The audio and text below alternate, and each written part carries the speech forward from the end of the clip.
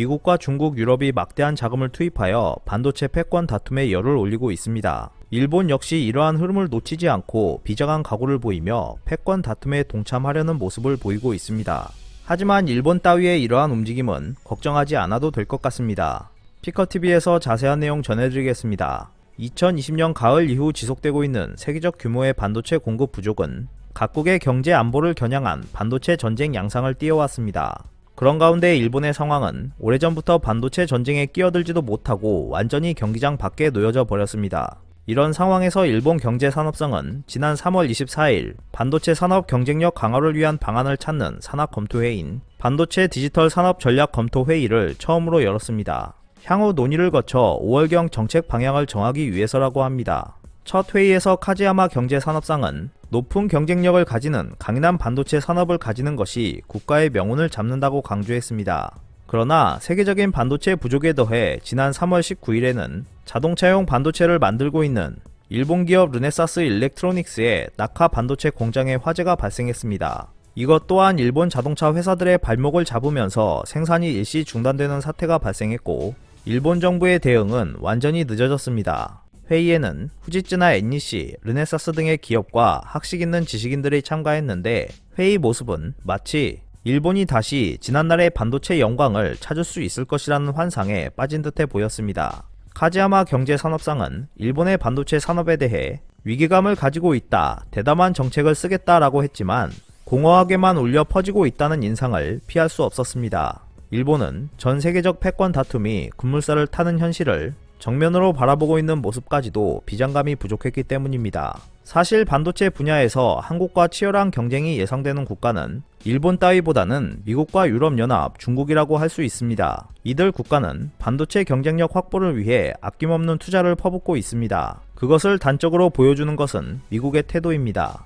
지난 3월 23일 세계 반도체 시장에서 압도적 존재감을 보여온 인텔은 200억 달러라는 거액을 들여 미국 서부 애리조나주에 파운드리 신공장 2개를 건설하겠다는 계획을 발표했습니다. 엄청난 투자로 무엇보다 세계 반도체 업계를 놀라게 한 것은 인텔이 파운드리 사업에 뛰어들겠다고 나선 점입니다. 세계 반도체 산업의 흐름은 2000년대에 들어서면서 시스템 반도체의 설계와 개발만을 수행하는 팹리스화가 진행되어 수탁 생산에 특화된 삼성과 TSMC가 제조사로서 비약적으로 존재감을 나타냈습니다. 반면 인텔은 개발에서 생산까지 자체적으로 조달하는 수직 통합형 사업 모델로 일관했습니다. 매출에서 세계 최대 규모를 유지하고 있다고는 하지만 그 결과 인텔은 삼성과 TSMC의 제조 기술에 뒤처지고 말았습니다. 그 타겟책으로 인텔은 스스로 수탁 생산에 나서 삼성과 TSMC의 정면 승부로 나서겠다는 전략은 반도체 업계에 큰 충격을 주었습니다. 인텔에 있어서 수탁 생산 참가는 180도 전략 전환이기도 한데, 그것을 가능하게 한 것은 인텔 최고 경영자의 교체에 있었습니다.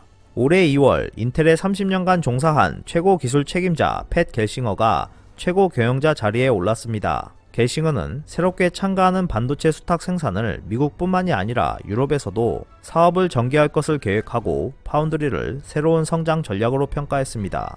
지난 3월 23일 신공장 건설 발표 때 겔싱어는 파운드리의 대부분이 아시아에 너무 집중되어 있다, 지리적 밸런스가 잡힌 제조 능력이 필요하다고 발언하며 삼성과 TSMC를 견제했습니다. 그러나 인텔의 전략 전환을 촉구한 것은 그뿐만이 아닙니다. 바이든 행정부는 2조 2,500억 달러를 투입하는 SOC 부양책 가운데 500억 달러를 반도체 산업 육성에 집중하기로 했습니다. 올해 1월 정권 이행을 완수한 바이든 대통령은 지난 2월 24일 반도체를 시작해 미국의 기간 산업을 지탱하는 중요 부재 4가지 품목의 서플라이 체인을 재검토하는 대통령령에 서명했습니다. 100일 이내에 구체적인 방책을 밝혀 중요 부재의 국산화를 재촉할 목적이었습니다. 바이든 대통령의 서명은 트럼프 전 행정부 이후 미국과의 대립이 격화되고 있는 중국을 염두에 두고 있습니다. 바이든은 미국의 국익이나 가치관을 공유하지 않는 외국에 의존할 수 없다고 발언했고, 대중강경 노선을 분명히 했습니다. 바이든 정권이 반도체 부족의 위기감을 갖고 있는 배경에는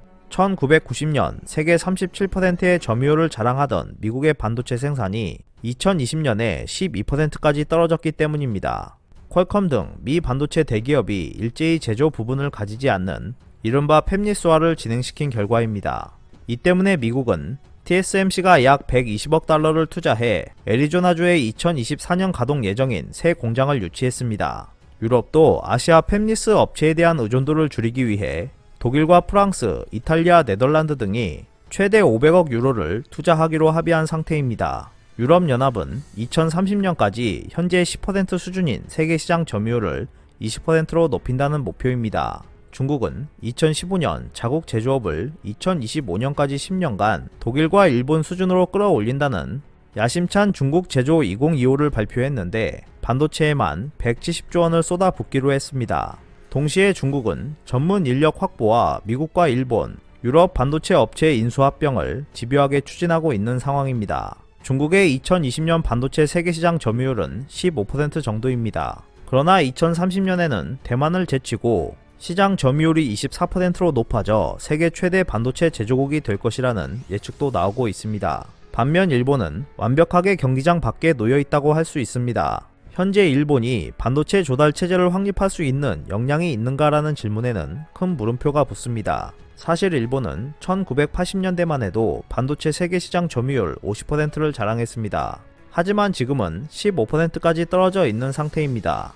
한국에 그나마 도전할 수 있는 회사는 도시바로부터 분리 독립한 키옥시아로 한정됩니다. 그 키옥시아도 미 반도체 대기업 마이크론 테크놀로지와 웨스턴 디지털로부터 인수 제안을 받는 등 격동하는 지금의 반도체 업계의 상황을 반영하고 있습니다. 이러한 현상을 근거로 일본 경제산업성은 처음으로 열린 반도체 디지털 산업 전략 검토 회의에서 첨단 반도체의 일본 내 생산은 해외 기업을 유치해 양산 체제를 구축한다는 구상을 제시했습니다. 잦은 지진과 방사능에 오염된 물, 그리고 심각한 전력난을 겪고 있는 일본이 유치하려는 반도체 공장을 제대로 가동될 수 있게 할 수 있을지 의문이지만 어쨌든 일본은 그러한 방식으로 제조 기술을 구축하고 생존을 계획하려는 모습입니다. 경제 산업성이 대만 TSMC를 유치함으로써 올해 2월 일본의 연구 개발 거점을 마련하고 차세대 반도체 개발 재료를 발표한 것이 대표적인 예입니다. 그것은 외자에 의존하지 않을 수 없는 일본 반도체 산업이 처한 현실이기도 할 것입니다.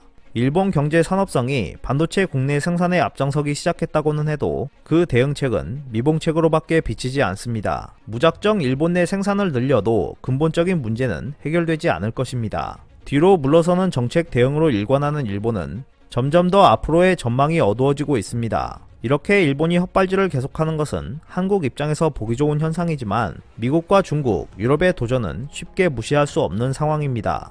한국은 메모리 분야에서는 압도적 점유율로 세계 최강이지만 전체 시장의 70%를 차지하는 비메모리 분야에서는 약자입니다. 비메모리 반도체 위탁 생산은 대만의 TSMC가 55% 점유율로 압도적 1위이며 삼성전자는 16%대로 2위입니다.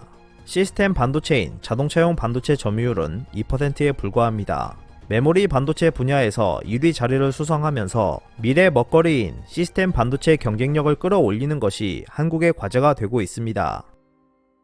오늘 준비한 소식은 여기까지입니다. 끝까지 시청해주셔서 감사합니다.